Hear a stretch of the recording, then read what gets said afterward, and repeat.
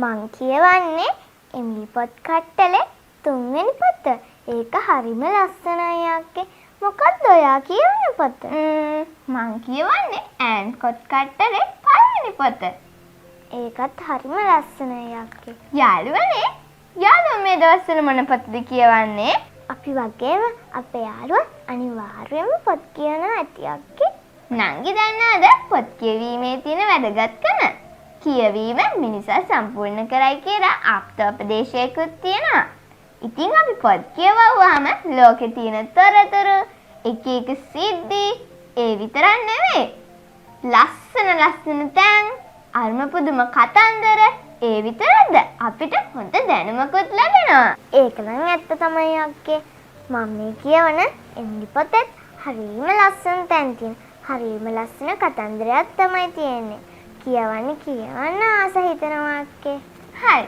නංගිගේ පොත කියවද්දී නංගිට හම්බුන ලස්සනම සිදුවීම මොකද්ද?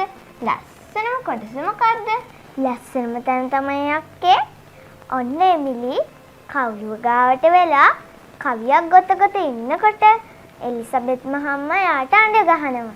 ඉතින් එමිලි කලබලෙන් වගේ දුවලා ගිහිල්ලා බලනකොට අලුත් පූජකතුමා ඇවිත්.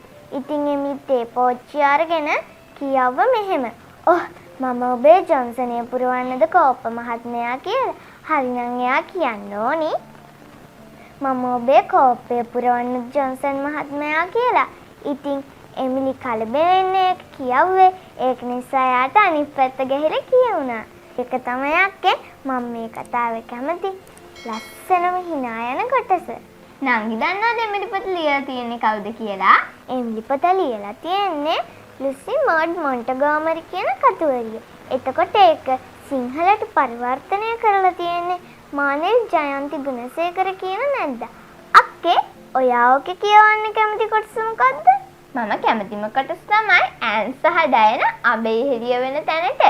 ඉතින් එතෙන්දි වෙන්නේ මොකද්ද දන්නවද? ඈන් යනවා බැරි මහත්මියගේ නිවසට. ඉතින් බැරි මහත්මියගේ නිවසේ ඉන්නවා ඩයන කියලා ලස්සන පුංචි දැරියා. ඉතින් ඒ දැරිය යාළු කරගන්න තමයි ඈන් යන්නේ. ඉතින් මේගොල්ලෝ ඩයනගේ පුංචි මල්වත්තේ ඇවිදින්න යද්දී ඈන් කියනවා ඩයනට ඔයා කැමතිද මගේ අබේ හෙළිය වෙන්න කියලා. ඉතින් ඩයන කියනවා ඇයි මං හිතනවා මට පුළුවන් කියලා. ඈන් කියනවා එහෙනම් අපි දිවුරලා පොරන්දු වෙමුද කියලා. ඩයන ගල් ගහනවා. ඩයන කියනවා දිවුරනවා කියන එක හොඳ වැඩක් නෙමෙයිනේ. ඈන් කියනවා ඇයි ඔයා දන්නේ නැද්ද දිවුරනවා කියලා જાති දෙකක් තියෙනවා කියලා. ඒකින් එකක් නපුරු එකක් අනික හොඳ එකක්. ඒක දෙන්නේ කතාවෙන් පොරන්දුවක් විතරයිලු. ඉතින් ඩයන එකඟ වුණා. එයාලා අඩිපාර ලස්සන දොළපාරක් කියලා හිතා ගන්නවා. ඉතින් ඈන් සහ ඩයන එකට එක අත්අල්ලගෙන පොරන්දු වෙනවා. මම ඉරහඳ පවතින තාක්කල් මගේ අඹේ හෙළිය වෙන ඩයනාට අවංකවම හොඳම හොඳ යාළුවෙක් වෙනවා කියලා. ඉතින් ඩයන ඒ විදියටම කියනවා. ඉතින් එදා ඉඳන් ඩයනයි ඈනුයි හොඳ අඹේ හෙළිය වෙනවා. ඒක නම් හරි ලස්සන කතාවක් තමයි අක්කේ. මටත් ඔය පොත කියවන්න ආස හිතුණා. එහෙනම් නංගිත් මේ පොත කියවන්න. ඒ වගේම යාළුවනේ ඔයාලත් අම්මලා තාත්තලාට කියලා පොත් ගෙන්නගෙන කියවන්න. කියවන එක ගොඩාක් හොඳයි. ඇත්තටම පොත් කියවන එක ගොඩාක් වටිනවා නේද අක්කේ? ඔව් නංගි. අපි පොත් කියවුවාම අපිට අලුත් වචන හම්බෙනවා. ඒ වගේම අපේ පරිකල්පන ශක්තිය දියුණු වෙනවා. ඉතින් ඒක හින්දා මගේ යාළුවොත් පොත් කියවන්න. අක්කේ මම අපේ යාළුවන්ට යෝජනාවක් කරන්නද? මොකද්ද නංගි යෝජනාව? යෝජනාව තමයි අක්කේ අපේ හැම යාළුවෙකුටම උපන්දිනයක් තියෙනවනේ. අන්නේ උපන්දිනේට අම්මලාට තාත්තලාට කියන්න සෙල්ලම් බඩු ටෙඩි බෙයාස්ලට අමතරව පොත්පත් ගෙනත් දෙන්න කියලා.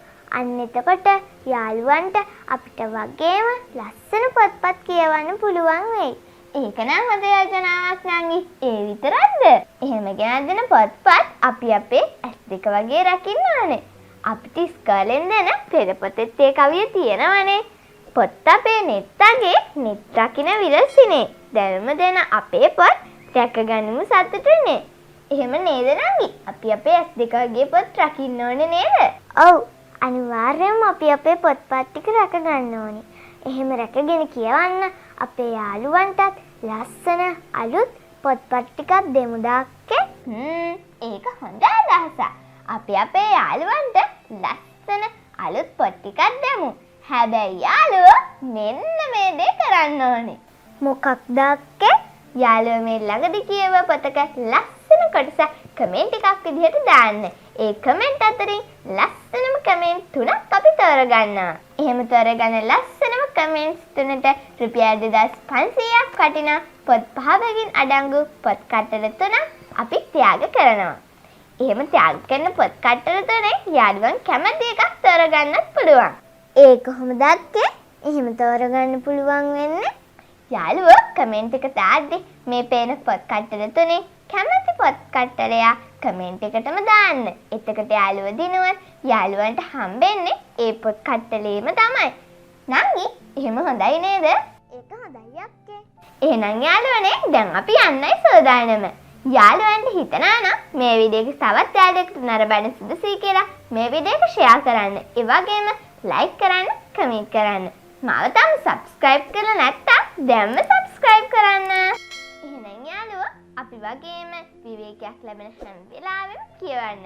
හැබැයි ළඟ ඉන්න කෙනත් එක්ක නෙමෙයි පොත්පත්. එහෙනම් යාළුවනේ අපි යන්නයි සූදානම. බයි.